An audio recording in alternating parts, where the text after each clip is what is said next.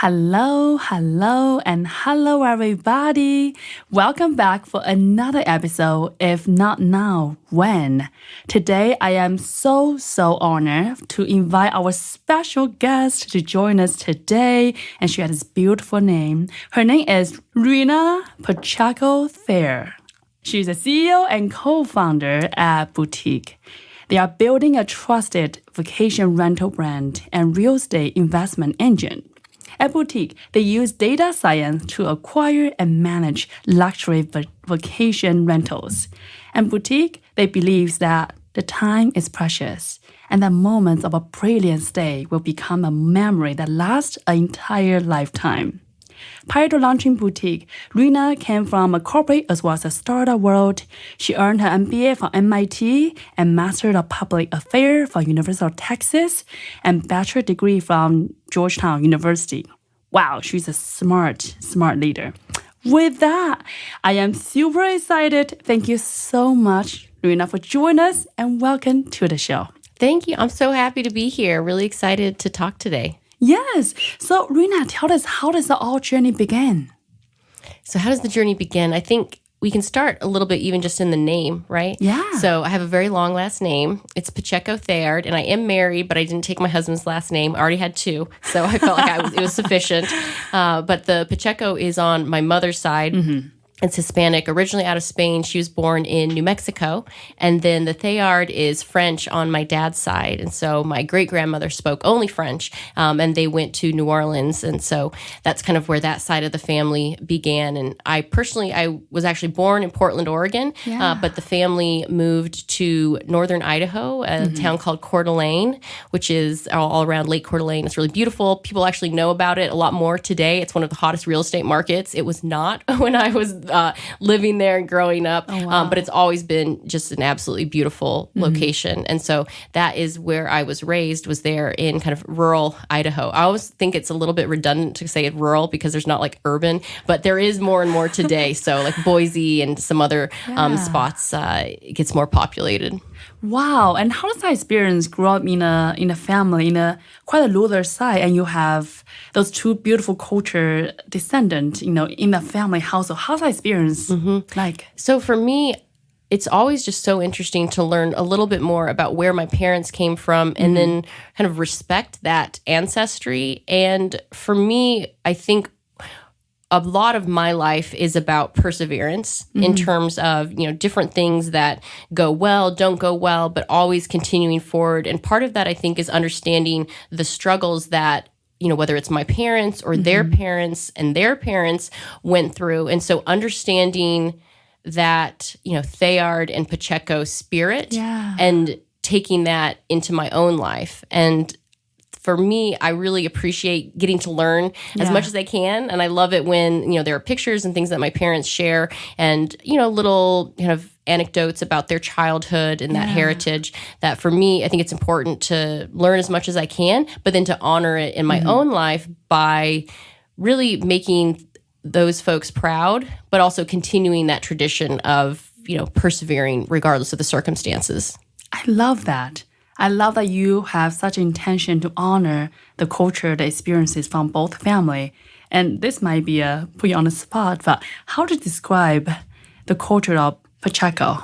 It's interesting because I think it's kind of similar, even though it's different countries, when I think about the heritage on the Pacheco side as well as the Theard, but I think about family. And I remember there was kind of a large Pacheco family reunion, which there weren't others. Like I only remember this one. And we went to like the Pueblo in New Mexico and we were running around with all the cousins and it was all about food and family. And for me, like that resonates. Those are two things, that I care quite deeply about. And I actually think that that's a consistency across cultures is understanding kind of the beauty of family and then family coming together for big, delicious meals. Yeah. And that's definitely something that I love to do. Oh my God. I love that. And oftentimes I joke about people. In America, I read this book called The Love Language, and there are 5 love languages. I often joke with my friends that my love language is not in the book. Mine is the food. Because when I love people, I feed them. Yes. And I love that what you said about that. So quite similar across all the culture is we truly show love by show them our cuisines, our food. We want to show them the entire experience, and it's like made me so happy to hear that. That's 100% correct. And for me, I actually do the same thing in terms of my love language. It's like it's I guess they could call it like acts of service if you want to say that the creating of food is a service. But it's like I'm going to do things. I'm going to help. I'm going to prepare these things. I'm going to take care of things. It's like showing, and then the creation of food. I know for my mom that was a key, and she still does it to this day. Is that she shows us love through these incredible creative meals that she makes always. So beautiful. So now back to you, Rena. Grew up in quite a rural town with quite diverse family or culture. How do you see it for yourself regarding what you want to be? Do you always know you want to be an entrepreneur? I didn't. And I actually didn't know the word or really understand what entrepreneurship or business. It wasn't until later in life that those terms actually meant more to me. I would say it was kind of after I did my public policy degree. Yeah. Getting involved in the Austin kind of startup ecosystem, that's where it kind of became something that was like, oh, this can be a career. There's more that can be done here. And I also think that tracks with just as a country, the proliferation of like entrepreneurship programs and accelerator, there's just a lot more activity than I think there was growing up. So growing up, I think there were two careers that I had in mind. And one was a lawyer and the second was an opera singer. This is like when I was like very young. But I remember I wanted to be a lawyer because I really liked the idea of fighting for justice. So the idea of using your words and your talent and your knowledge to be able to make a case, to persuade, to affect some type of change. And then opera singer was because I loved to sing. So I did choir, as a kid and all the way through high school. I did a tiny bit in college, but not as much. But those were kind of two passions of mine, I would say. Yeah. But that's kind of like the young mind imagining what you could do. But I would say without knowing the terms entrepreneurship well, I, from a young age, was an entrepreneur. And so I remember there was construction going on with a bridge that you had to drive across this bridge to get to our house. Like we lived out in the country and you had to drive across this bridge. And I remember one summer there was construction. And so with my best friend, Louisa, and her family, we set up a lemonade stand because her family lived really close to the other side of the bridge. And so we set up this lemonade, like very classic lemonade story. But we set it up during this period of construction where there was really a captive thirsty audience. And we were all just so thrilled. We couldn't believe that we were earning this money. We loved it. And it was like prime time. It was really beautiful because it wasn't just like on an idle street on a dead end. You were like right there when construction was happening. And we made so much money. And this is like little kid money, but it was a huge thing. And that idea of my efforts can translate into results, that's something that, that's an example with my siblings. I grew up the middle of 5 kids with my siblings. Some of not everyone was in the home all at the same time. But when we were younger, we started. The neighborhood that we grew up in was called Cougar Gulch, and we created this Cougar Cleaners where us little kids, and we made like flyers and we sent them to neighbors. But the idea was you could hire us to like weed your garden, to like, do like little basic cleaning jobs. We were not super sophisticated, but we wanted to work. We wanted to earn money. We wanted to help out the neighbors, etc. And so we did that. I also started with like my cousin Claire. We did a bead shop. We went to like a festival and we would sell jewelry. So it's like I always actually was kind of an entrepreneur without knowing that that's what I was doing. Wow. And I'm curious, what inspires that? What's the seed of that? Will you just want to hustle? Will you just want to make impact? What inspired I think it was the belief that nothing is going to change or improve in my life unless I do something. And I'm totally capable of doing something. And so, I didn't grow up super wealthy, very working class family. My dad was a firefighter. My mom, stayed at home with us. She had a previous career of being a nurse. But so, we didn't have tons of resources. We always had enough, 100%. But we didn't have a ton of resources. And I know that I saw from my parents a really strong work ethic. And I knew that if I applied myself, there were things that I could achieve. So I was never waiting for someone else to do it for me, to like push me ahead or give me something. Instead, I was thinking, what can I create? What can I do to show like that work ethic, but also to see the results, to see the impact? And so I would say that's where it came from, was this desire internally. So it was never from an external. No one ever said, you need to do this or like you should do this. Rather, I think I just grew up in a really loving, supportive environment where I saw these things are possible and no one was ever going to tell me no. I was just going to do it myself. And I think that was really important. Wow, Rena, I never knew that about you. You were literally hustling when you were, 7, 8 years old? And wow, that truly is in your DNA. And with that experience in mind, Rena, how does those journeys shape you into, when you think about a career, when you go to a college? Did you become opera singer or a lawyer? Yep, neither of those is exactly what panned out. I did international politics for my undergrad. Well, the idea was, and a lot of it, I was in high school when September 11th happened, and my feelings about what I wanted to study actually predated that event. But, I was kind of graduating, going to school around that time. And I remember that idea of impact was always very important to me. And so I remember we would have debates about, are there nuclear weapons, or what are we going to do with this thing, or what happened with this world event? And I did debate in high school, and you'd have these debates, even within the classroom format, outside of debate, the activity. And it doesn't matter what a bunch of high school kids in Idaho decide. It matters if somebody is in a position of power to actually influence these events, to influence what's happening. And so my desire to study international politics was, I want to make a difference, that whole feeling, which a lot of people have, I want to make a difference. I want to leave the world better than I found it. And that idea of tracking impact, and my thinking at the time was, what better way to have impact than to enter the international stage, because that's the greatest impact you could have. So if you are affecting positive change on the international level, there's no greater use of my time and talents, right? When you think about, like, I've got these two hands and I've got this voice and I've got this, this knowledge and ability to learn and to think critically. If I could use these talents in that way, I could have the biggest impact. That was my thinking.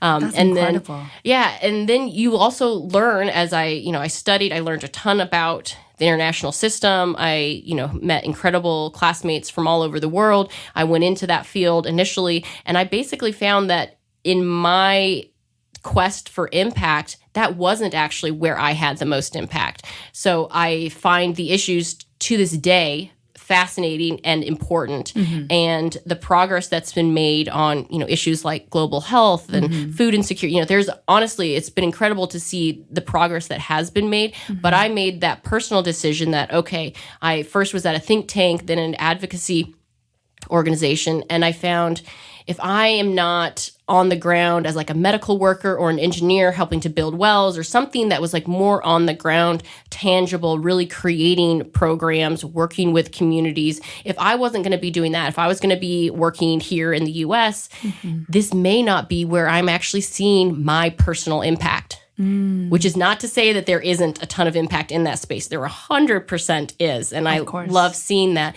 But with what I saw for myself, that wasn't actually where I was going to have the biggest impact. And there was with my husband, he was just a boyfriend at the time, but with my now husband, Dan, we had started back in DC. So I did undergrad in DC and stayed there for a couple years after graduating. We started a soccer nonprofit. It was like a soccer and academic nonprofit. Wow. It's called City Football Club, City FC. And these were students who actually came to the U.S. from the countries that I was working on in my full-time job. They came from Cameroon, Cote d'Ivoire, Ethiopia, Afghanistan, all over. They came, they were usually first generation in the U.S., or they were immigrants, they were refugees. And I found, because we did academics, I did the academic program with them to help them with their high school coursework and then to apply to colleges. And so I help them kind of on the academic side, and then other folks, because I am not like this soccer star, other folks provided the, high quality athletics for free. And I found, wow, I feel like I'm making more of an impact here in DC with these students than I'm making in this full-time job. And that was an interesting, not really decision, but it was an interesting analysis that led to the decision to focus more domestically, that I didn't need to travel across the world to find issues that needed to be worked on or to find areas that I could lean in and have an impact. So that's kind of what brought me to Texas, was this public policy degree, thinking, okay, let's go domestic now. We don't have to be international, and that's, I would say, another kind of through line in my life and career is that I am never afraid to change my mind. And by that, I mean, when there is new information or when I learn something, I don't feel that I have to stick with what was originally the plan. So whether that was like the lawyer, opera singer, or I'm going to work in the international field, if I'm finding I'm going to take in the experiences and the knowledge, and then I'm going to adjust. That's what I always do. It's like, take in the learnings.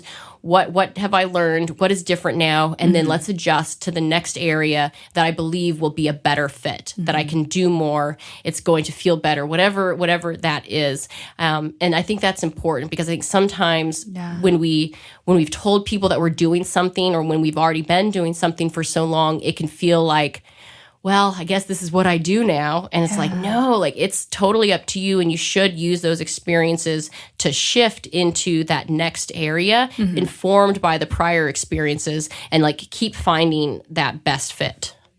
Wow. I think that speaks for tremendous courage that you have. Not only have the courage to really having that self-reflection, knowing who you are, knowing what really is the right fit at the moment, but also having the courage to acknowledge that and follow through whatever in your heart, knowing this is the best fit at the moment. That speaks for tremendous courage. That's a good point. It's funny because it makes sense when you say it. You do have to have courage to do that. But in my head, I'm just thinking okay, this is what I have to do. Maximize my potential. I've got to do this next thing. But there is courage, because you have to be kind of brave enough to say, okay, I'm doing this different thing, and I'm going to go for it. I think that is probably one of your superpowers to make Rena who you are today. And so tell us what's next. Sounds like you pivot. You now moving to Austin, Texas, after the master's degree. Then what's next for you? Correct. And then I did consulting for Deloitte, and so I was traveling, and it was government consulting. So there was this real nice kind of public sector impact that I loved. But consulting it's a lifestyle choice. It was not, a few hours working in your home city. It was significant time traveling to be on the client site. And so I found that lifestyle was not necessarily one that I wanted in the long term, the kind of traditional consulting model. But I loved kind of the people I worked with, the impact, all of that. But I also found that I was only working on public sector projects. And when I did my public policy degree, public affairs, you have to take accounting. I was like a TA we did microeconomics, macroeconomics. We did analyzing government economic statistics. We did quantitative methods. It's actually, even though you might think it's like a soft degree, the idea of public policy or public affairs, it's a very hard degree. It's a very quantitative degree, but the rest of the world doesn't necessarily know that. And so what I found is people looked at my resume of, okay, she studied international politics. She worked at these, nonprofits. She started a nonprofit. She did this public policy degree, a very social public sector person. They didn't see the business acumen and the financial rigor analysis that's actually part of analyzing good public policy. It's like tracking results, measuring it, all of that, and using linear programming to know where do you put fire stations relative to where the population is. It's actually a very quantitative heavy field if you choose to look at that side of the analysis. But the public perception was that it was kind of like a softer, just public policy degree. And so I was like, I want to be taken seriously for, yes, the things that I've already done, but I want to be taken seriously from a business perspective because I have all of these rigorous analysis tools and statistics. I have all of that, but it's not necessarily seen that way. And so I'm kind of being pigeonholed into one area of the world when I'd like to approach some of these other issues and really understand more. And so that was the decision for me about going to get my MBA. It's like, I want to learn more on that. And also from a resume perspective, I want people to understand that I have that financial acumen. I completely understand. I have a master's degree in advertising, and people, of course, assume similar, and that's exactly how I go to my another degree as well. So tell us, after MIT, what happened?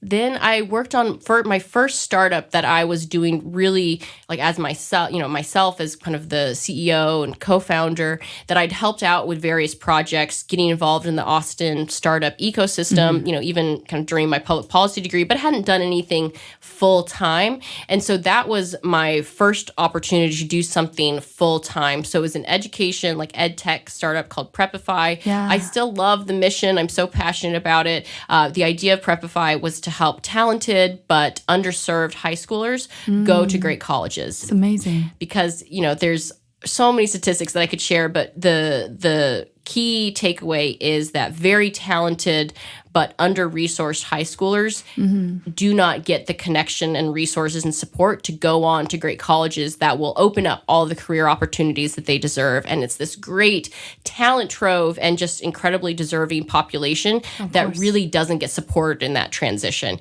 And if you think about kind of what I shared earlier about my background, is like, for me, that transition from high school to college was not an easy one. My parents hadn't gone to a 4-year college.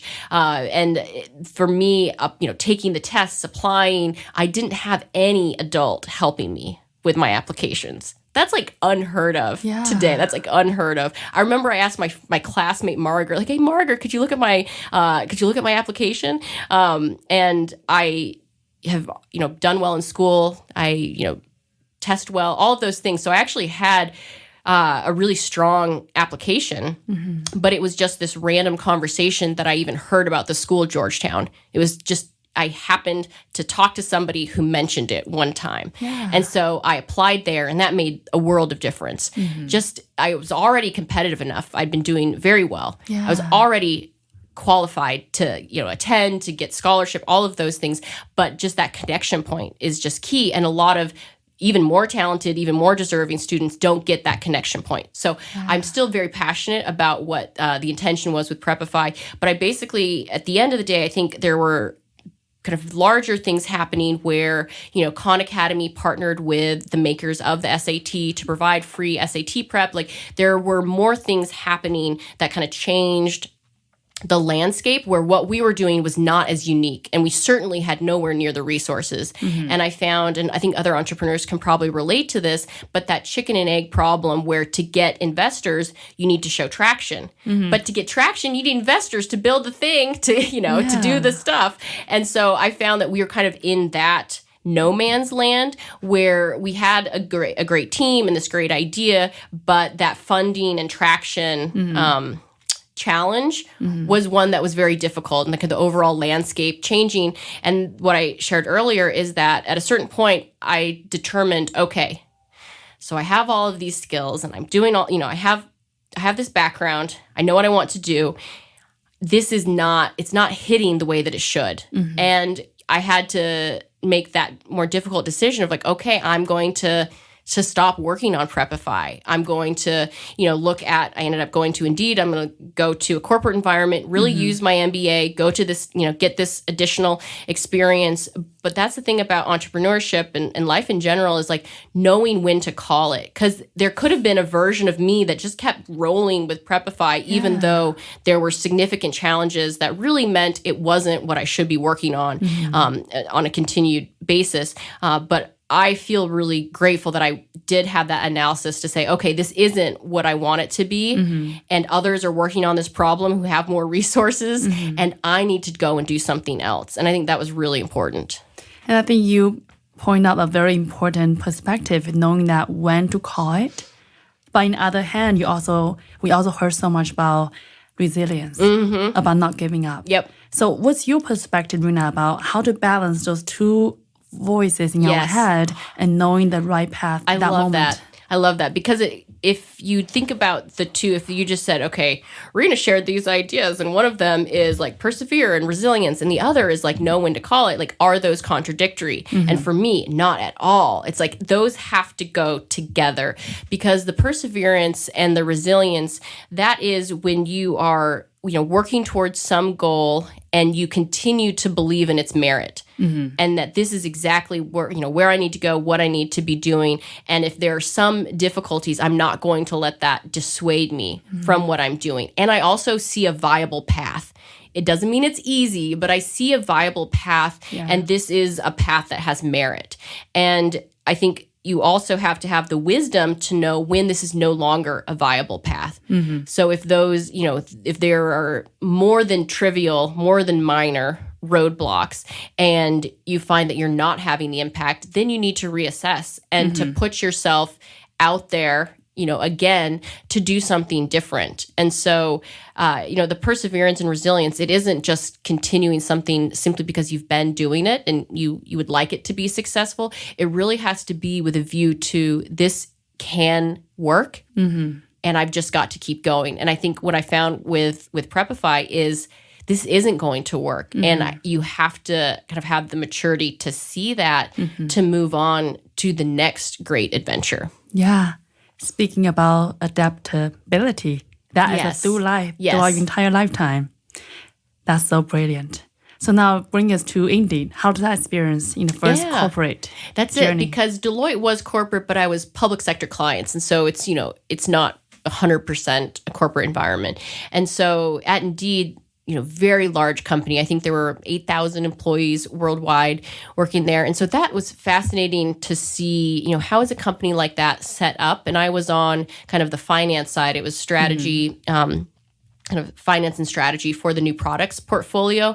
And so I loved getting to learn more about a big company and from the financial perspective, internal ways that innovation is fostered, like this incubator that Indeed has, all sorts of, cross collaborative efforts with, the teams that work in Dublin and all over, I found that it was a great opportunity to learn all about that.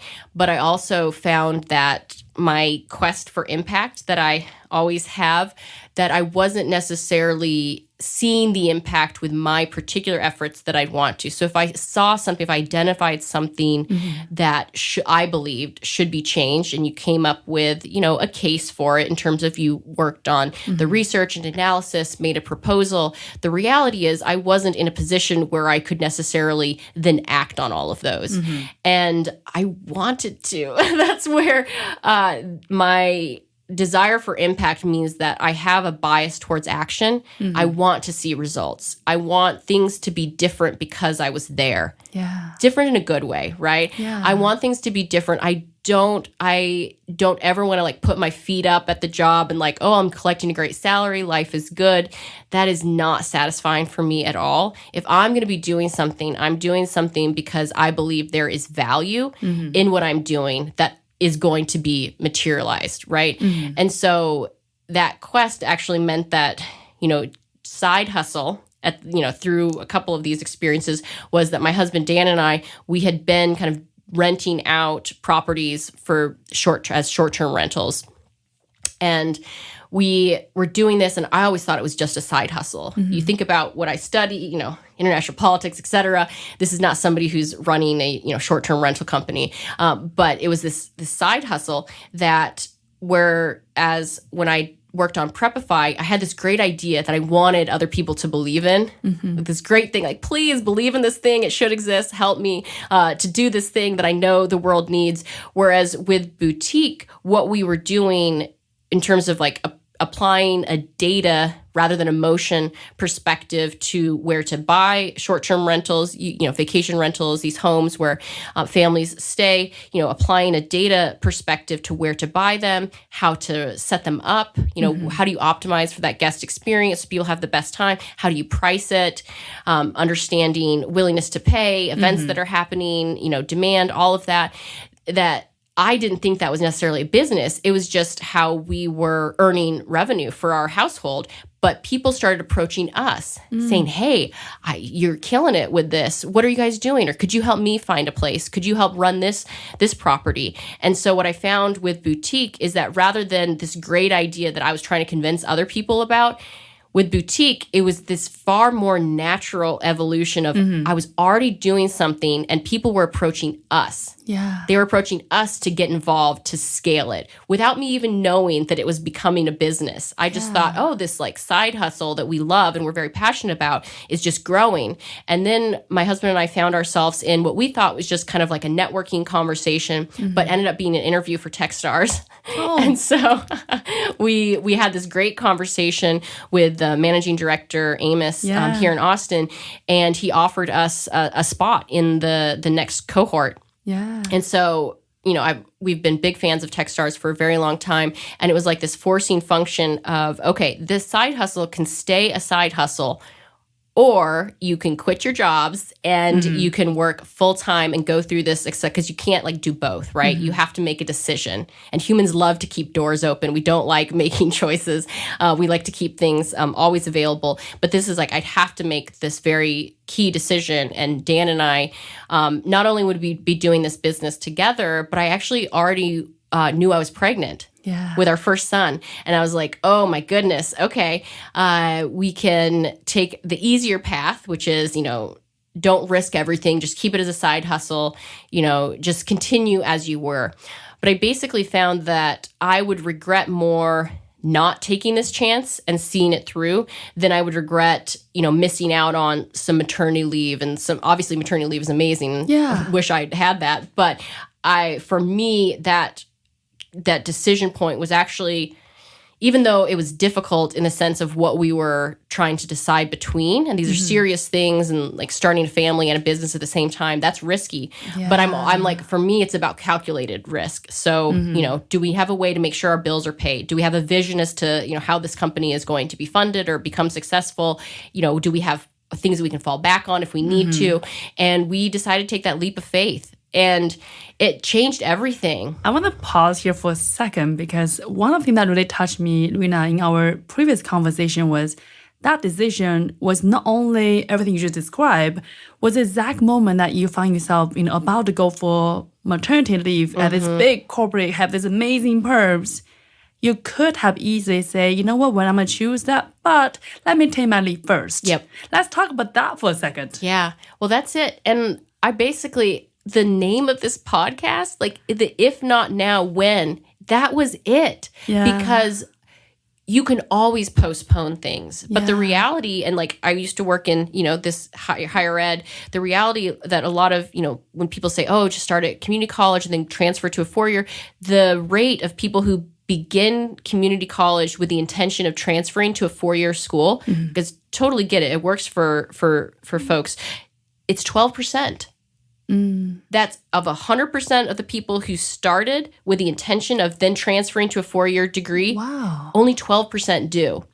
And it's that idea that life gets in the way. Suddenly you take on a phone bill and a car payment and your rent, and you need to get a part-time job, or you need to increase your hours. And so yes, you're still going to school, but it keeps becoming just part of this bigger life that you're creating. Life starts getting in the way, and what you had planned doesn't necessarily pan out. And so we had that feeling of, okay, well, Techstars, they were running once a year at that point, but then they've actually expanded to twice a year. There are programs all across the world with Techstars that, we could apply for a different class.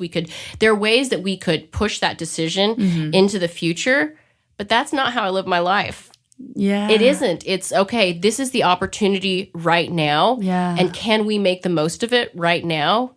Yes. That's insane. Then we can't put it off. It's like the book Think and Grow said, burn the boat. And you just burn the boat. That's exactly right. Imagine you 8 months, 9 months pregnant, with this passionate side hustle and amazing corporate offering. But in the meantime, deciding and realize now is the best time. Yeah. And that speaks for such a courage, such an integrity of who you are. Well, thank so you. now tell us, now you left this corporate, now you're doing this full time, you have this amazing textile experience in us in the summertime. What's next? And also tell us a little bit more about Boutique for audience who are maybe, it's the first time listen about, what you are offering. Yeah. So I'll start with kind of what Boutique is. Yeah. So we're kind of building two things. The first is the consumer brand. So we want to be a household name for travelers that, like, when you want to book a vacation home, so like a high quality, beautiful property that's like fully set up with the kitchen and everything. It's got all the things if you're traveling with kids, like just well stocked, well maintained, high quality standard. We want you to book a Boutique. We want to bring that brand into the vacation rental space, the same way that you might have like favorite hotels that you book and that you know exactly what a Kimpton, a Hilton, all of those, exactly what each of those brands represents. We're trying to bring a brand into these vacation rental homes. So I love doing that. I love kind of elevating the quality standard. And then the second piece is real estate investment engine. And so the idea is like we're working on really exciting things where you don't have to, personally be able to afford a second home to participate in investing in vacation rentals. And so, kind of the intricacies of all of that is something that if somebody wants to work with Boutique, they can obviously contact us, but we're working on really interesting ways to allow increased participation in who can invest in this type of real estate. And what we found is that when you provide the best guest experience, so when we buy homes in the right places, we set them up, we work with a professional designer, they are beautiful and well stocked, the best guest experience translates into the best investor returns. Oh, that's perfect. And so we love, we want to, who do we care most about? You have to care first and foremost about the traveler, because if you make them happy, they're willing to pay for that experience because you've delivered something of value. So deliver something of value and then everything else follows. Wow. And therefore, we create a memory of the lifetime. That's it. And honestly, I love that because when I think about great memories that I've had with my family and with my friends, it's when we've rented a home and it's those meals that you're making in the kitchen. It's the movie nights in the living room. It's things that I love a good hotel. Yeah. Absolutely. But you can't do those things. Yeah. It's a very particular type of experience and memory that you have with group and family travel in these homes. So I love that. So beautiful, Rena. And I felt so inspired by your journey at this point because now I feel like everything's come full circle. What you mentioned when you grow up, in this beautiful culture tradition, have the two beautiful last names, which stand for family and the laughter, the meal, the good food, good experiences. And now you have an entire career in the public sector as well as consulting with this startup world, now emerging all together. Now you bring that family, that food, that best experience and memory for customers, for shoppers, for travelers from all over the world to having that. Yes. I think that's a beautiful way that you're describing it. I mean, that's the goal, that we want to set up this beautiful portfolio. So we have our boutique homes there in, I think, 11 different cities now. So we're across the U.S. and we want to, grow from there. And the idea is we want everyone to be able to book a boutique, but it's like, I love that we can be that backdrop for incredible memories. And it can be it doesn't have to be a big event. We've had, people get engaged at our properties. We've had, 90th birthday parties, but it can also be just the simple gatherings where you are just appreciating the people that you're with. And for me, there's nothing better than that. And I think the pandemic made that clear for a lot of people is that human contact and that time together, it's critical. And so I love that we can help to create that. And when you stay at a boutique, you're not worried. We get questions, guests actually ask us in advance sometimes hey, do I need to bring my own towels or my own pillows or toilet paper?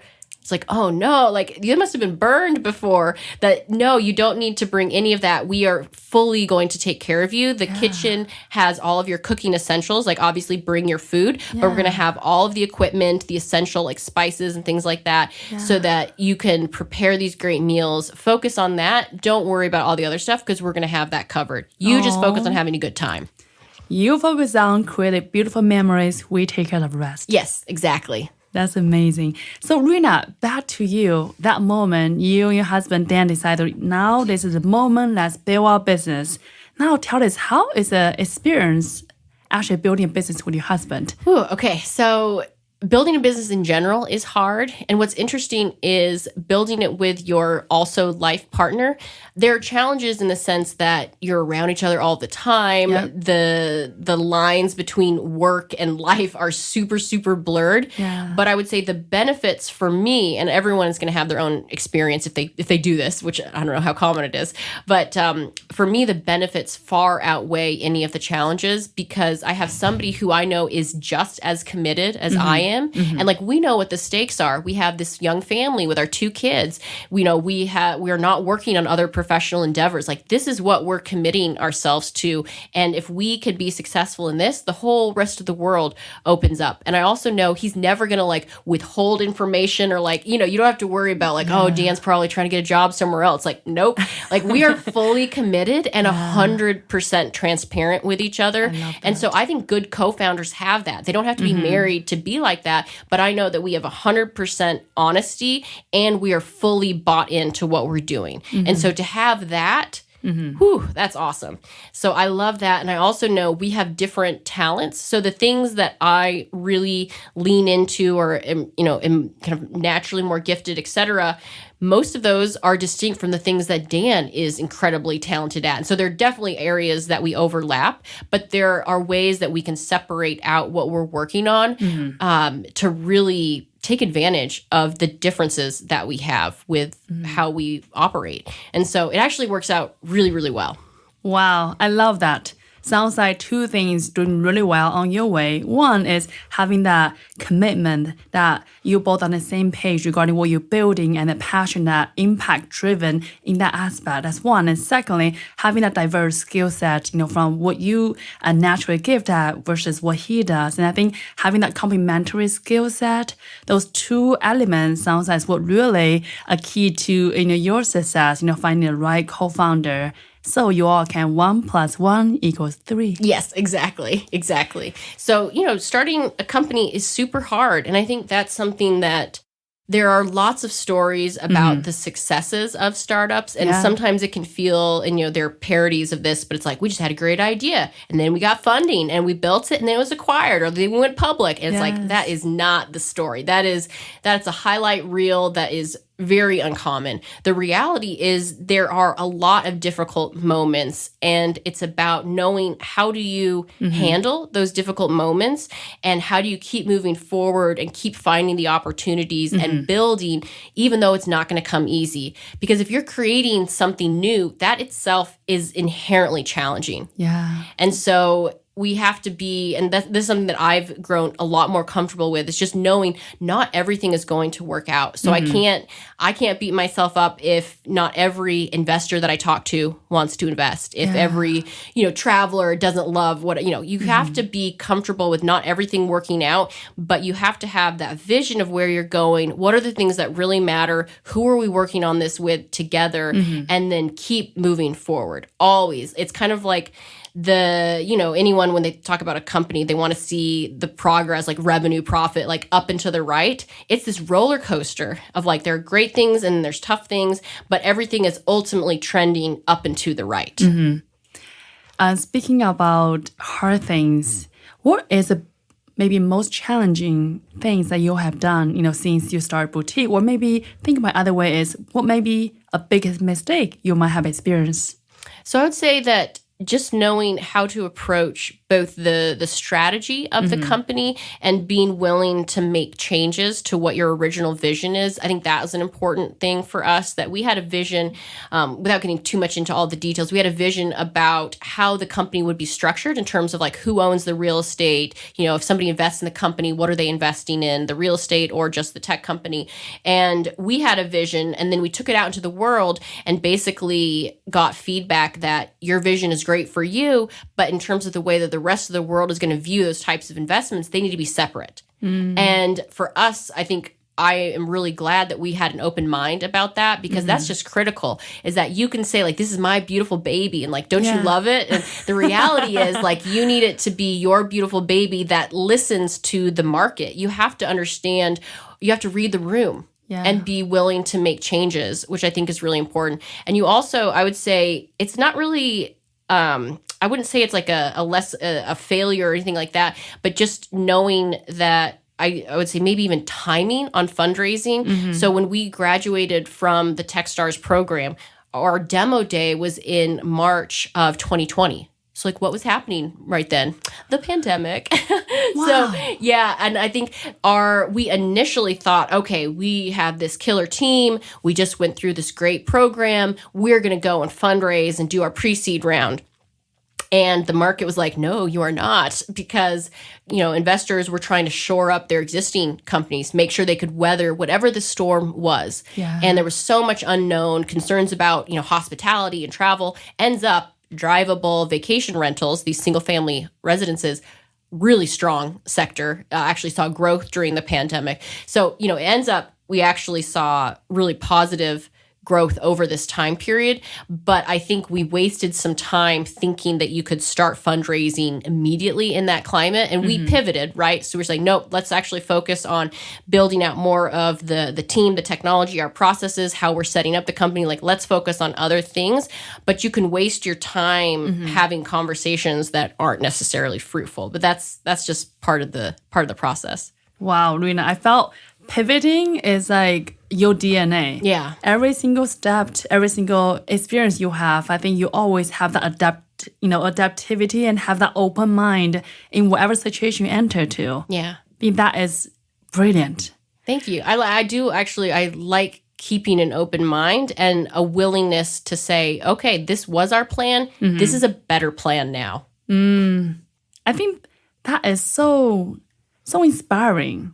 That having that tenacity to decide that and move forward. I mean, in a pandemic time, and you're in sort of a rental space where imagine is very challenging, and you still have the optimism to say, you know what, let's pivot, let's keep going. This is still what we wanted to build. That is incredible. Yeah, and I'm just grateful that we had, an awesome team that we started with. We've grown the team since then. But it's about not just like my one co-founder, Dan, but the other co-founders, the other team members, are they on that ride with you, right? Are you on that ride with them? Because it's very much, it's a team experience, whether you're successful or not. And to have people that are willing to say, okay, yeah, let's do that. And I feel very, very fortunate to be working with the people that I work with. Oh my goodness. Of course, people matters. Those are people that truly, make our venture even more exciting. Yes. So Rena, come a long journey. There's a lot of up, a lot of down, and so many fun assignments in between. So today, what inspired you? What drives you, Rena? To be honest, my drive, it's an internal drive, and it comes from my parents, honestly. I feel so fortunate to have had the childhood that I did with these incredible, they are definitely two of my role models. And I know that their lives, neither of them had easy lives, but they always had that strong work ethic, a sense of service to others, and that drive that for me was very influential. And so I grew up with that, and I see that, and I respect that, and I want to put that into my own practice. And now I have my own kids who I want them to be proud of what we have done as parents and the impact that we're making in this world. And so it really comes from this incredibly supportive environment and knowing, okay, if I have these opportunities, I don't want to waste them. I want to honor those who have come before me and those that are on this journey with me, and do everything I can to be successful together. So beautiful. one day we're all gonna die. I'm curious, Rena, what would you want to put on your gravestone? Yeah, well, it's some of those things. It's some of those things that I want.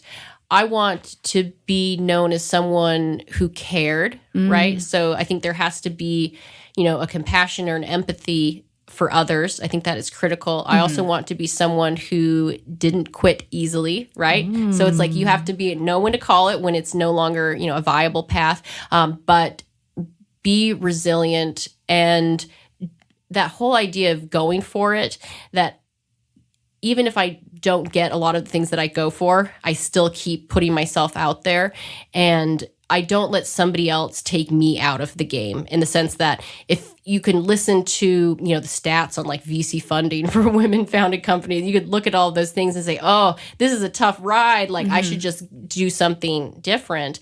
But that would be somebody else's opinion affecting my choices. And then I'm removing myself from the game. I'm not going to do that. I love that. So it's like if I, apply or, try to build something and it doesn't work, that's on me. And it's always going to be on me, as opposed to I took myself out of consideration entirely. So I think those are the things that I care about. But I'd also like to have, built something meaningful for people. Yeah. I want people to, enjoy all of that. And the way that I had great role models, I'd like to be that for others if I can. Oh my goodness. I'm really inspired by what you just said earlier. I think it's so empowering to knowing that you have 100% control on how we show up, rather than let other people to control how we will play the game. That's right. We decide. We do. I love that so much.